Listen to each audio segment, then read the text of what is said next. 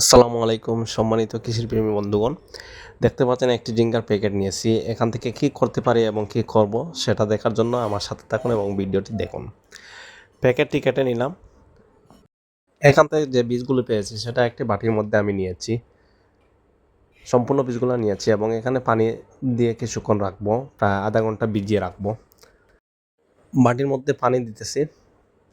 এরকম পানি দিয়ে আমি রেখে দিব আধা ঘন্টা পরে এগুলা তুলবো। বীজ বীজাণুর আধা ঘন্টা হয়ে গেছে। এখন বীজগুলো তুলে নেব এবং টিস্যু পেপার দিয়ে এর জার্মিনেশনটা করাবো। এজন্য টিস্যু পেপারের মধ্যে বীজগুলা নিতেছি। টিস্যু পেপারে নিয়ে এটা সুন্দরভাবে বীজগুলো টিস্যু পেপারের মধ্যে নিয়ে নিলাম। এখন একটু পানি দিতেছি। একটু পানি দিয়ে একটু ভিজা ভিজা রাখবো টিস্যু পেপারটি এবং একটু রেখে দিব যেভাবে বাতাস চলাচল না করতে পারে এইরকম পাত্রে রেখে দিব। এখানেই জার্মিনেশন হবে। বীজগুলো জার্মিনেশন বসানোর 2 দিন হয়েছে আজকে। একটু চেক করে দেখব কতটুকু জার্মিনেশন হয়েছে কিনা। চমৎকার জার্মিনেশন হয়েছে। সম্মানিত দর্শক, আসলে গরমের দিন তো তাই অল্প সময়ে জার্মিনেশন হয়ে গেছে। এখন এগুলো আমি রোপণ করে দেব। দেখতে থাকুন কিভাবে রোপণ করি আমি। সম্মানিত দর্শক, জিঙ্গার বীজগুলো আমি বস্তার মধ্যে রোপণ করব। যেহেতু বর্ষাকাল সেজন্য বস্তাতে ভালো হবে। বস্তার মাটিগুলো কিভাবে প্রস্তুত করেছে এবং কী কী উপকরণ দিয়েছে সেগুলা অন্য একটি ভিডিওর মাধ্যমে দেখাবো এগ্রিলাইন পেজে।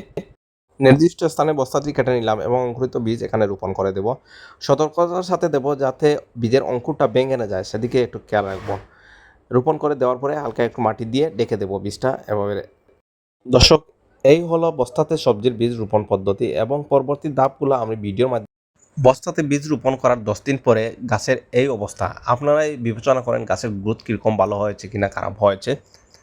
বাঁশের কঞ্চি দিয়ে বাউনি দেওয়া হচ্ছে। আশা করা যায় ফলন অনেক বেশি হবে। সম্মানিত দর্শক, এরকম ভিডিও দেখার জন্য এগ্রিলাইন পেজটি ফলো